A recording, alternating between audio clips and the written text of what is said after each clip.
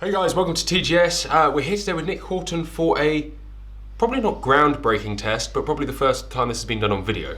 We are going to be putting steel through a shotgun without a protective shotgun. Yes.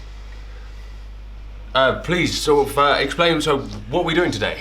Well, I think what...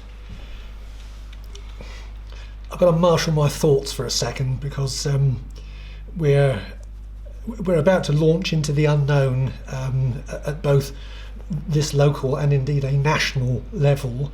So one of the things that occurred to me that we've been lacking for some time are any sort of base markers for some of the things that we've been talking about specifically with regard to the use of steel shot. As you know, we've been running a series of tests over the last year concerning the use of steel through a non-steel proofed side-by-side gun, my 3-inch chambered Ugata chair. And what we're going to do now is to, again, kind of step back into one side and look at what the base level of potential damage to a gun barrel using steel shot might be. And we're going to be doing that by firing, as Johnny says, some home-loaded steel cartridges without any protective wad whatsoever. The steel is going to be bang up against the barrel wall. Let's fire them and see what happens. I've no idea what's going to happen. It might shred the barrel. There might, at the other end of the scale, be almost... Can we be more positive? Because I'm going to be the one holding it. I'm quite happy to fire the first shot because the cartridges have been loaded by a good friend of mine, Alan Musselwhite, who we met before. Seen, yeah. A quick word about the cartridge, or cartridges, which we will see in due course. For those of you who, particularly the wildfowlers amongst you, who've been as I have, loading steel for many years, and I loaded steel up until about 5 years ago, when it became quite obvious that the factory produced article was as good as anything that you could home load. Once upon a time you used to have to load yourself to go slightly outside the CIP regulations to get a good killing cartridge.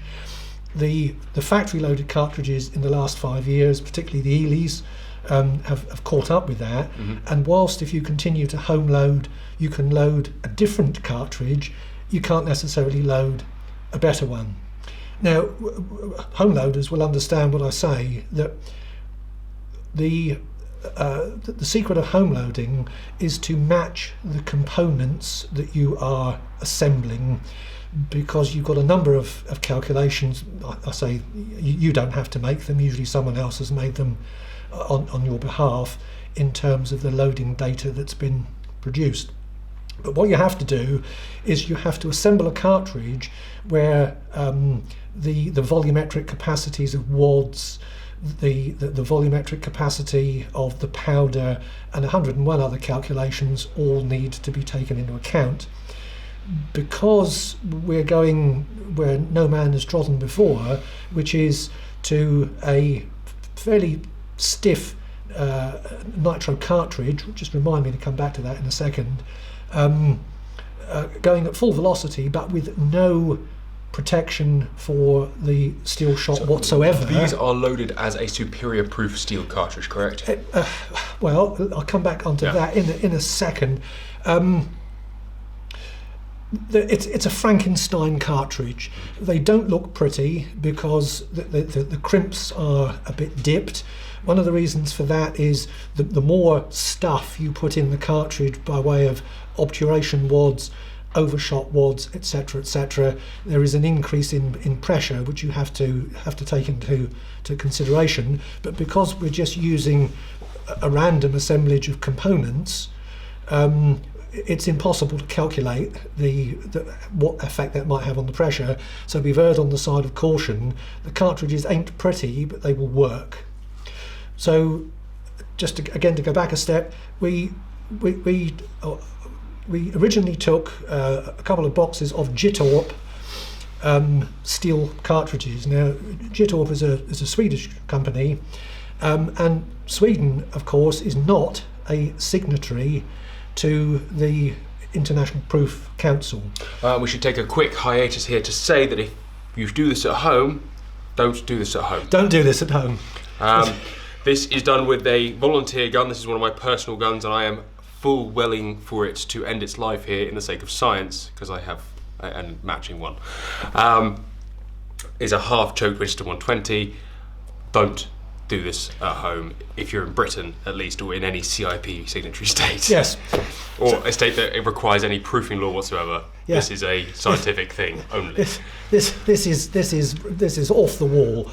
The intention was to unpick some of these JITORP cartridges, which are technically outside of the CIP regs, but are extremely effective, and reassemble them minus the protected wad.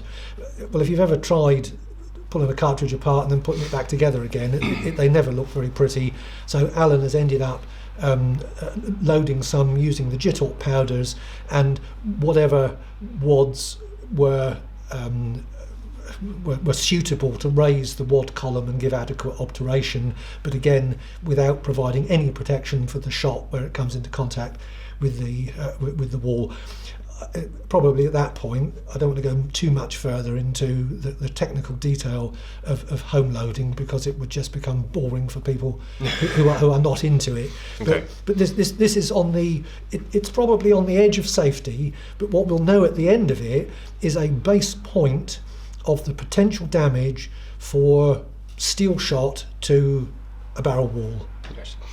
Technically, and I'll sort of go back to the safety aspect quickly, is that this should be perfectly safe. These cartridges are not bad. They're not wildcat cartridges. The difference is that there is no protective shell, so there is a slight unknown variable in terms of what's going to happen. Yes, and as we discussed downstairs, but they're not super hot or anything like that. So it's not stupid. It's just they're not lunatic cartridges. A mild unknown. Yes, and as we said before, one of the reasons for using a gun like this is that because they're American made and the Americans have no proof laws.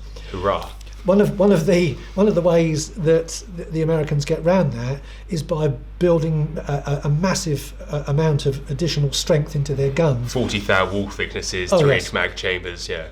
And one of the reasons for that is not that American manufactured ammunition is any better than the stuff that we get in this country, but probably something like 1 or 2 in every 5 American hunters home loads. Mm-hmm. And obviously, because the gun manufacturers have got no control at all over what a home loader puts into his cartridges, they have a massive amount of even though every single manual in the world for any gun says if you put home loads through it, you void warranty and are completely abstaining any. Indeed, they anything, would. Yeah. But of course, nobody listens to it, and we'll carry on doing it anyway. Dead or one-armed shooters is still going to be is bad publicity. Yeah, I don't think someone like Remington probably won't be too happy about. No, but they make them. Yeah. They are about as bomb-proof as you can get with what you can put in a cartridge. Right. Before we go any further, I think we should go and shoot these things. It's been a pleasure knowing you. And yes, likewise. Let's see what happens. We'll do one at a time. One at a time seems intelligent. I'll say chuck the first one in the sky. We'll put a few through before patterning it. Yep.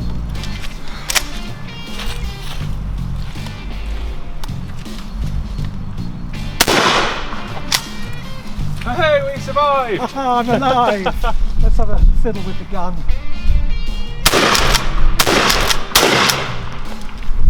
Look at that. You go for a rack? Oh, okay, I'll give it a few. And then, well, we'll give it a couple, then chuck one at the pattern plate and then shoot the rest. Yeah. I'm alive! Okay, one magical Allen cartridge special, 30-ish yards, like half choke.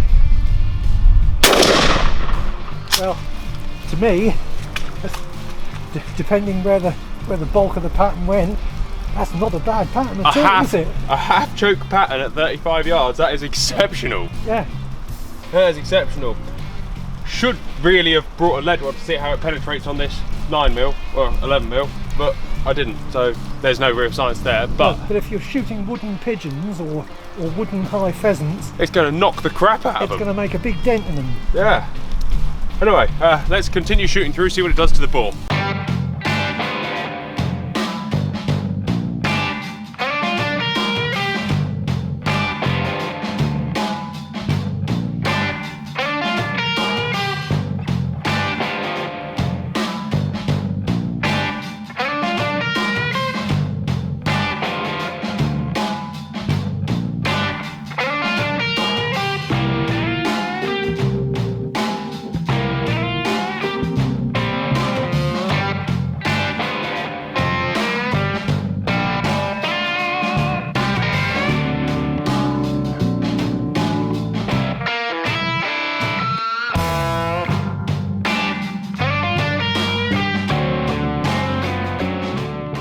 Well, that was quite wet, mate.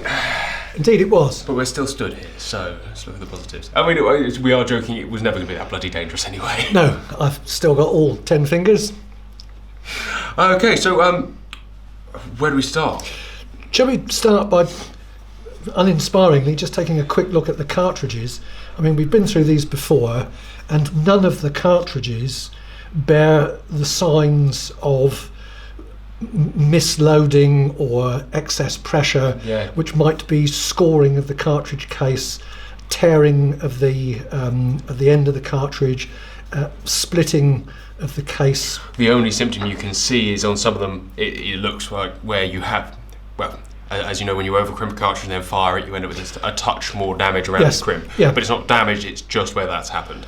Yeah. But experience will tell, well, me that, because I was always an awful home loader when it came to cartridges. Yeah. Again, had all 14 or 15, 2, 4, 6, 8, 10, 11, 12, 13, 14 cartridges. I think we're one adrift somewhere. Yeah, there'll be one somewhere in the field, sorry. But all 14 cartridges have come out what I would describe as being normal, yeah. So, unexcitingly, let's move on. Indeed. Pattern. It's unfair to take any information off of one single pattern fired off of one cartridge with zero load development at a unknown distance, which we would rate 35 yards. It is obscenely tight. It's not bad, it's nice, it's an even spread, and you know, one would have thought through that choke you would get, providing you got the energy behind these little pellets. I mean, certainly if you look at the penetration, you know, if you were shooting at wooden pheasants, well, it knocked that board back against the thing and bounced it off. There was plenty of power left in there. Yes. That is well, I think if you'd shot a pheasant with that would be quite dead. That really just leaves us with the bore. So, let's take it apart and see if there's any gun left. Indeed. I have to say at this stage, I have absolutely no idea what to expect. No. But this is the exciting bit. The fact that the cartridge didn't rip is, I would have thought, no surprise to you or I. The fact that it throws a pattern is of no surprise.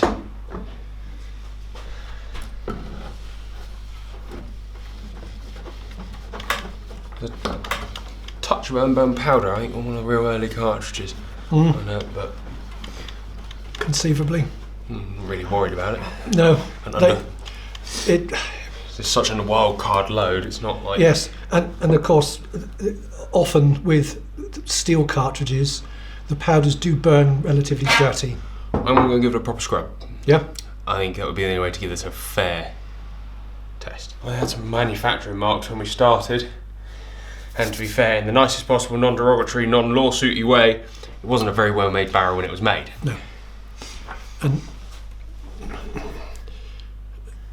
I mean, I'm not a gunsmith, but I've had 50 years experience of looking up a barrel tube. There's one very, very, very light mark that comes out the chamber and stops about 2 inches after the forcing cones. I mean, 1.5 inches. That's literally all I can see. There's no bulging, no issues, no riveling, no pressure issues at all. And not that sort of mass scoring, like file-like scoring up, perhaps, we talked about. Yes, and certainly there have been some photographs, or one photograph in particular, that's often appeared on social media, which is actually not a gun barrel at all. It's a piece of steel tube which has had ball bearings forced down it hydraulically, but people have tried to pass it off as a gun barrel damaged by steel shot. Well, here's a gun barrel that's just had 14 or 15 steel cartridges with no protective wad whatsoever fired down it, and I'm not a gunsmith. I lack your professional acuity, but I can't see a bloody thing down there.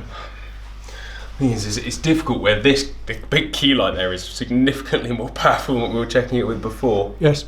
I mean, I think what this kind of suggests is perhaps the need to revisit this in a more scientific way, but at least we've got a starting point which says that it's not all doom and despondency. Yes, you're not putting a file down your gun. It did not blow the gun up. This is a non-steel proofed gun putting relatively stiff loads. That's a fierce cartridge. Take the choke out. This is not an exciting choke system, you know. This is a 1980s choke system, the wind choke. It's a very steep choke. There is zero damage to this whatsoever. And if you're expecting to see the damage, I was genuinely expecting to see that scoring happening down this end more than anything, obviously, where all those balls get. You can tell me in that choke that you can see a damn thing. Nope. As you said, this could be something that may be revisited. Yes. Maybe a third type of steel proof. You have standard and you have superior, and then you can just put any old shite through this gun. Yeah. I think it opens the door to all sorts of interesting questions. Indeed. I don't have a lot more to say apart from that. That is another great TGS unscientific test. Indeed, unscientific in its genesis, but groundbreaking in the questions that it asks. It may well shut certain people up on Facebook and cause you slightly less of a headache on a daily basis, Nick. Well, I keep my fingers crossed. That's another whole issue which we probably best not revisit when we're talking about this. I'm amazed. I was expecting some damage. I wouldn't have been surprised if there had been some. I'm happy. I'm very happy, and I think I can't emphasise this enough. I think we've just pushed a door open that's going to throw a completely different light on the whole steel question. I'd say it's sort of. I would like to hand this over to the cartridge manufacturers, but you know, I can see us sort of looking down this road further in the not too distant future. This is a fascinating subject that could well cure a lot of issues, price-wise, for a lot of people as well. Yes. Yeah. A felt wad steel isn't an expensive thing to manufacture. Indeed, it's not, and of course it completely steps around the issue of plastic wads in terms of plastic pollution, or the need to go down the route of biodegradable or whatever wads. It may not be quite that straightforward, but at least it's shown that firing a number of completely unprotected steel cartridges through a non-steel proof gun does not destroy it. No, not at all. Which puts a big smile on my face. Yes. Thank you very much. Thank you very much to Alan for loading those up for us. It's very kind of him. The pleasure's all mine. And thanks for bringing them in. And a very momentous event, actually. I have a big smile on my face. Yeah, it was really nice.